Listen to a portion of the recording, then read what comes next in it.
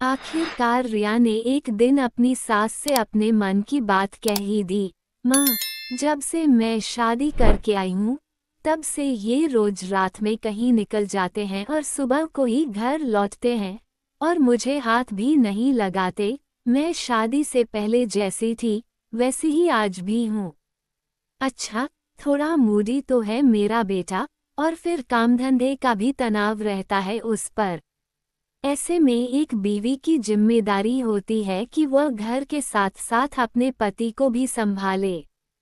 अगर पति उस पर किसी वजह से ध्यान नहीं दे रहा है तो अपनी अदाओं से उसे रिझाए और पति की मर्जी के हिसाब से चलकर उसे खुश रखे। राहुल की मां बातों बातों में रिया को रास्ता दिखा गई थी। आज शाम को जब राहुल घर आया तो रिया ने होठों पर गहरे रंग की लिपस्टिक लगाई हुई थी और मैरून रंग का नाइटी पहना हुआ था। रिया को देखते ही राहुल को भी यह एहसास हो गया था कि आज वह कुछ अलग लग रही है। इसलिए जब राहुल बाथरूम से नहाकर निकला तो उसने रिया को अपनी बाहों में भर लिया और होठों से अपने इश्क की छाप उसके जिस्म पर लगाने लगा। रिया का कुंवारा जिस्म धधक उठा था और आंखें मदहोशी से मूंदने लगीं। दोनों के जिस्म एक दूसरे में समाने को बेताब थे। राहुल ने रिया के ऊपरी कपड़े भी हटा दिए। शर्म से रिया ने अपने हाथों से कैंची बनाकर अपने गोरे उभारों को ढाक लिया, पर इस कोशिश में वह नाकाम रही क्योंकि उसके हाथों को राहुल ने खोल दिया था और अब हुस्न का ज्वालामुखी राहुल के सामने था। राहुल ने अपने होंठ आगे बढ़ाए, पर इतने में राहुल का मोबाइल बज उठा। ऐसे वक्त किसी का भी फोन आना राहुल को अखर रहा था। अरे रिया, थोड़ा काम याद आ गया है, अभी निपटा कर आता हूँ। भला अपनी नई दुल्हन को इस तरह छोड़ कर जाता है कोई, और फिर ये इस तरह से कहाँ चले जाते हैं। गहरी सोच में पड़ गई थी रिया। अगली सुबह तकरीबन 9 बजे की बात है, जब रिया अपने कमरे से बाहर आ रही थी तो उसने बरामदे में नौकरानी सरला और राहुल को एक साथ खड़े हुए देखा। वे दोनों बहुत धीमी आवाज में एक दूसरे से बातें कर रहे थे। उसी समय राहुल ने अपनी जेब से कुछ पैसे निकाले और सरला को दिए और सरला ने जल्दी से वे पैसे अपनी कुर्ती में रख लिए। रिया एक पल को ठिठक गई थी। क्या राहुल और सरला के बीच कुछ चल रहा है?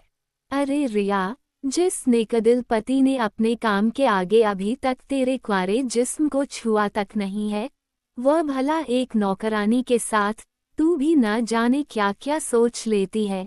अपने सिर को झटक कर राहुल की तरफ मुस्कुराते हुए बढ़ गई रिया। एक दिन मेज पर कुछ कागजात सही करते करते एक पुरानी किताब नीचे गिर गई और उसमें से एक तस्वीर बाहर निकल गई।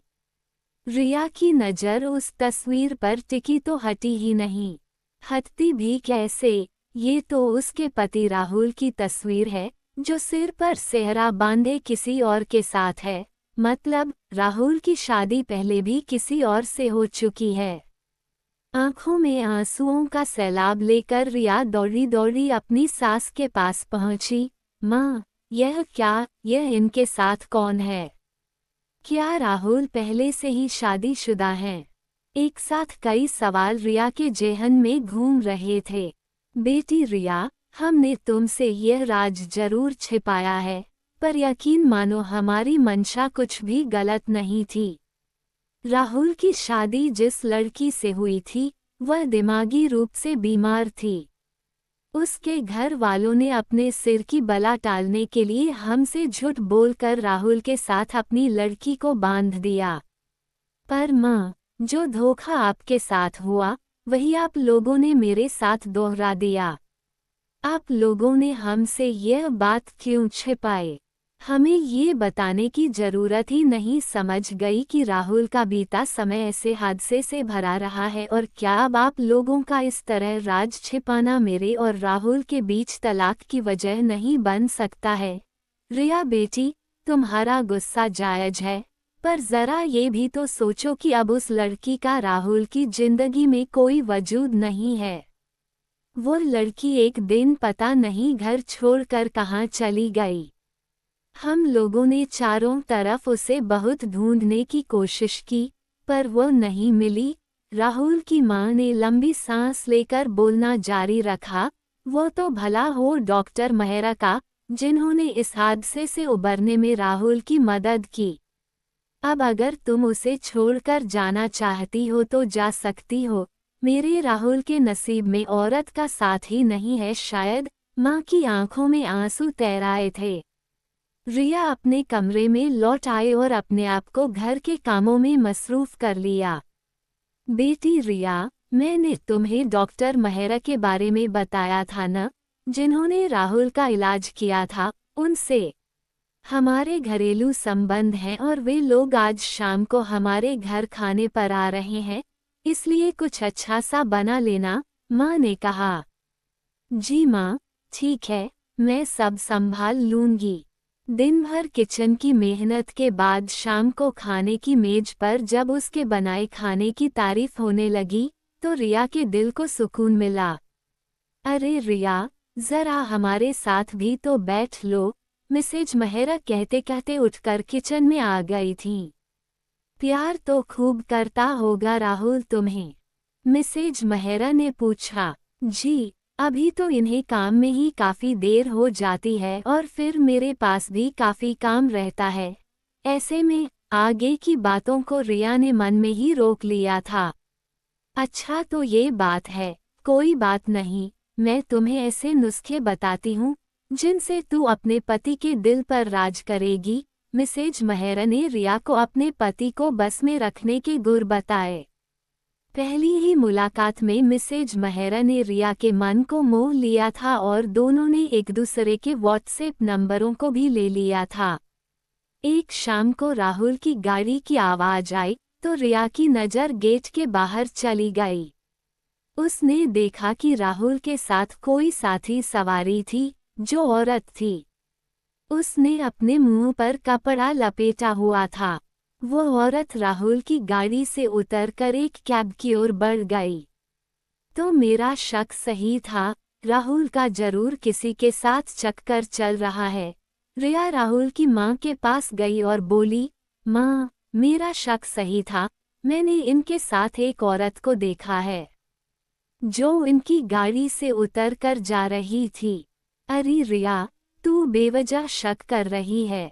मेरा बेटा बहुत रहमदिल है, इसलिए मोहल्ले में रहने वाली किसी औरत को उसने बिठा लिया होगा।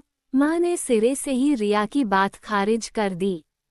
रिया परेशान हो उठी। वह जानती थी कि यह बात माँ ने अभी तक मानी नहीं और मायके में भी बताने से कोई फायदा नहीं होगा।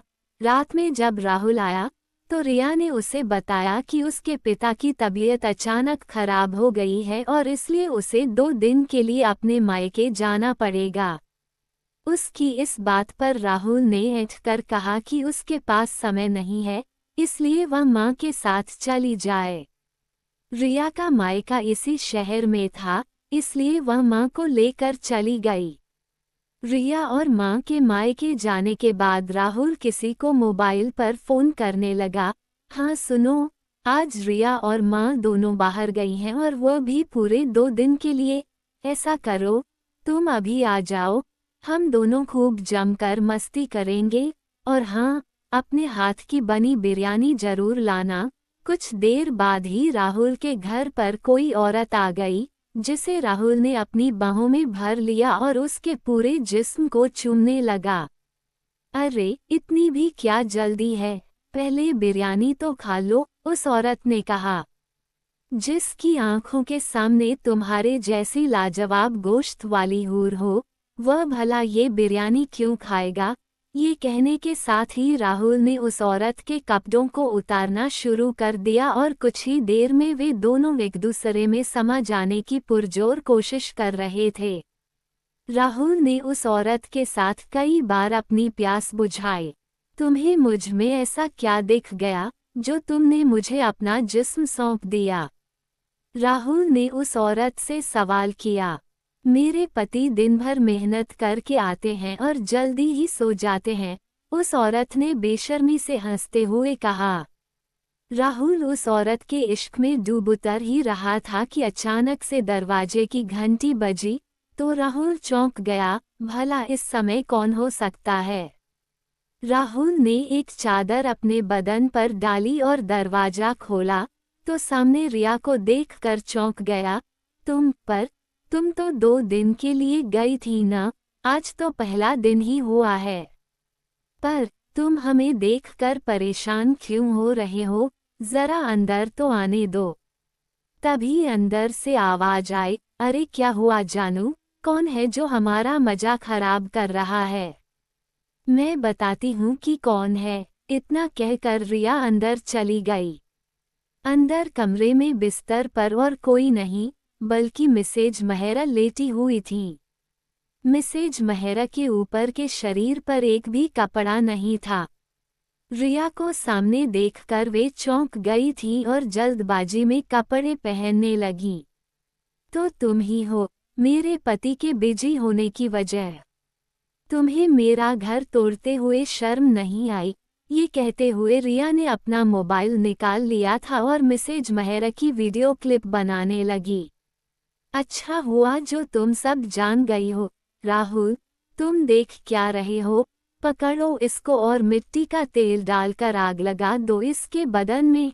अब हमें इसका भी वही हाल करना पड़ेगा जो हमने तुम्हारी पहली बीवी का किया था। मिसेज मेहरा की यह बात सुनकर चौंक गई थी रिया। तो तुम क्या सोच रही हो कि मेरी पहली बीवी पागल थी? नहीं, वो तो तुमसे भी ज्यादा खूबसूरत थी। बस उसकी गलती यही थी कि उसने हमें रंगरलियां मनाते हुए देख लिया था। रिया के हाथों में मोबाइल का कैमरा अब भी सब कुछ रिकॉर्ड कर रहा था। तभी राहुल ने एक डंडा रिया के सिर पर दे मारा। रिया की आंखों के सामने अंधेरा छा गया और वह फर्श पर बेहोश होकर गिर गई। रिया को कितनी देर बाद होश आया था उसे याद नहीं, पर जब होश आया तो उसने अपने आप को बिस्तर पर पाया और आंखों के सामने माँ थी। माँ उसे देखकर मुस्कुरा उठी। अब चिंता की कोई बात नहीं है रिया। भले ही तुम मेरी बहू हो, पर मेरे लिए राहुल से बढ़कर हो। राहुल और उस चुड़ैल को पुलिस ने गिरफ्तार कर लिया है। पर माँ, वे लोग तो मुझे मारकर जलाने जा रहे थे, फिर आप यहाँ कैसे पहुँच गईं? रिया ने पूछा। रिया, राहुल ने अपनी पहली बीवी को मारकर मुझे झूठी कहानियां सुनाई थी और मुझे भी उसकी बातों पर यकीन हो गया था, पर तुझसे शादी करने के बाद भी उसने तुम में बेरुखी ही दिखाई। तभी मेरी पारखी आंखों ने राहुल के बदलते मिजाज को भांप लिया था, पर मिसेज मेहरा ही मेरे बेटे को अपने कब्जे में करके अपना मुंह काला करेगी, यह मैंने ख्वाब में भी नहीं सोचा था। पर माँ, मिसेज मेहरा तो शादीशुदा हैं और फिर उनके पति शहर के एक अच्छे डॉक्टर हैं, फिर उन्होंने राहुल के साथ ऐसा क्यों किया? रिया ने पूछा। क्या बताऊं रिया, अगर औरत अपने जमीर को ऊंचा उठाती है, तो वह आसमां की बुलंदियों को छू लेती है। वह अच्छी माँ बनती है, अच्छी बहन बनती है और अच्छी बीवी भी बनती है, और अगर वह नीचे गिरती है तो गड्ढे में गिरती ही चली जाती है और मिसेज मेहरा बन जाती है। औरत का एक रूप ये भी होता है। दोस्तों, अगर वीडियो अच्छा लगा तो वीडियो को लाइक और चैनल को सब्सक्राइब जरूर करें। और यह कहानी आपको इसलिए सुनाई जाती है ताकि आप लोग इन कहानियों में से कुछ न कुछ सीख सको और अपने जीवन में उस चीज़ को अप्लाई कर सको।